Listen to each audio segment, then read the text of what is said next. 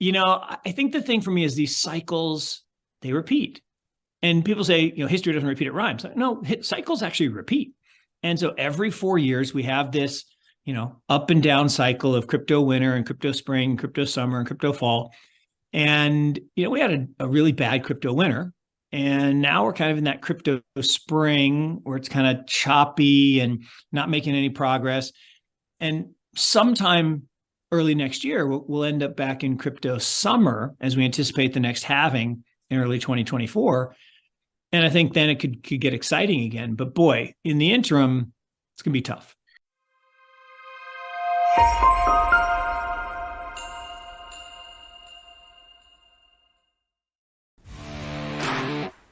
Hello and welcome to Crypto IQ. In today's video, founder of Morgan Creek Capital, Mark Yusko, shares his thoughts on why Bitcoin and blockchain are the future of transactions.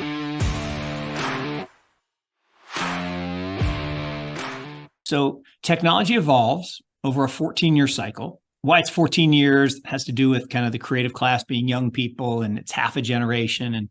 But it's, 1954 was the mainframe, then 68 was the microchip, then 82 was the personal computer, 96 was the internet, 2010 was the mobile net, and 2024, still coming, is the truth net or the blockchain era. And what happened from 96 to 00 was you had this internet thing get created. And people were like, oh, it'll never be more important than the fax machine, according to Paul Krugman. And it's a fad and it'll pass. And the newspapers said it was terrible. And all these companies like Netflix and Amazon, they're horrible. But you had this bull market from 96 to 00. And then we had a crash. And that crash, right, it killed off all the bad stuff, right? And it was necessary. And so 90% of the bad stuff went away. The art.com, art technology groups, right? They were the company that helped you turn your company into .com. No value, just change the name to .com and the stock price went up. And there was a thing called Digital Island, which was a little hosting business out in Hawaii. And that was replaced with subsea cables. And so there were a lot of things that needed to go away because we got in a bubble, right? Up to the point recently, the worst bubble in history. And what was interesting is as the bubble popped, the bad companies went away. Pets.com disappeared. Chewy.com today, 30 years later, is the same company. It's the exact same company. 20 years later. It's the exact same company. It just, we needed GPS tracking, we needed broadband, we needed more penetration of the internet.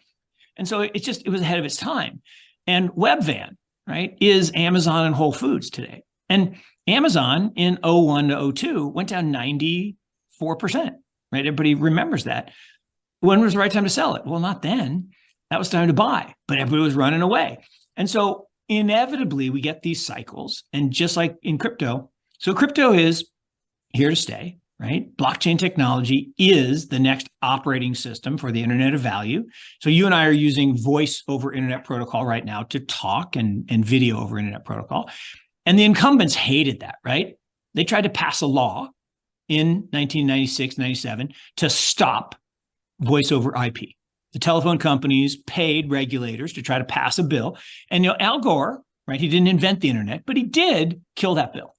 He said, no, that's stupid. We're not going to stop innovation. And so I give him a lot of credit. And similar what's happening today is the regulators are saying, oh, we got to clamp down on this and all this bad malfeasance. I'm like, how many banks have failed since 1987?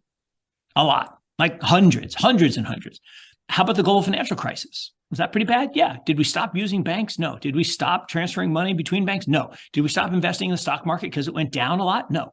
So this idea that suddenly this technology is going to go away is silly. Now, are the regulators going to try to beat it down because the incumbents want it to stop, right?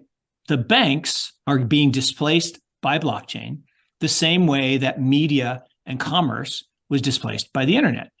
Because if you think about the internet, what is the internet? It made information ubiquitous. It made information bidirectional for the first time.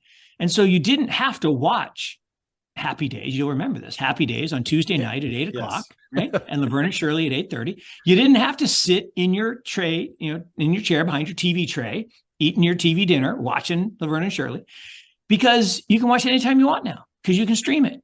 And so all that market cap that used to own to ABC, NBC, CBS, now it resides at Netflix and other streaming companies. So the same thing's happening to the banks. The banks are seeing assets leave to these alternative forms of financial services because what blockchain does, it replaces trust with truth, right? In the old days, I lent you money and you had to rely on me being trustworthy because I kept a ledger. I had a single entry ledger and I wrote down Blake owes me $100. But I'm an unscrupulous guy, so I wrote down 200. You come back to pay me back 110 next year. And I said, oh, you owe me 220. No way, I only borrowed 100, says right here in the ledger. So the Medicis, 1,200 years ago, came along and said, no, that's a bad system because we don't trust Mark. So Blake, you keep a ledger. Mark, you keep a ledger. And we, the benevolent Medicis, for a small fee, will decide that the ledgers match and what's the right number. So we will be the trusted third party to establish truth. So I lend you $100. You come back. I wrote down 200. I paid off the Medicis to say that my number's right. You owe me $200. So it can still be messed up. And, banks have paid $360 billion of fines for bribery, money laundering, all kinds of malfeasance, because it turns out you can't trust everybody all the time. So what blockchain does is it replaces trust with truth. So if I want to send you money today, you have to have a bank account. I have to have a bank account. I send you the money and they charge a fee. Well, wait a second. Why do we trust them, right? I have this recurring nightmare, Blake. I go to the ATM, I punch in my code and it says 0. Like, how would I prove it's not 0? I don't have any statements. I haven't had a statement in 10 years. And it's their word against mine. They're bigger, more trustworthy, right? So people say, Mark has no money. So I send you the money and there's no money there. Bank of America took it. So, and I'm not saying they did take it, but they could. So with blockchain and Bitcoin in particular, right? I have a Bitcoin. The network says thumbs up, Mark has a Bitcoin. Okay. No banks, no third parties, just the network, the algorithm. Okay.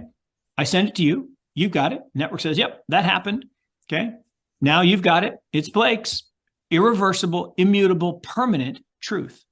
It's truth that Bitcoin went from me to you.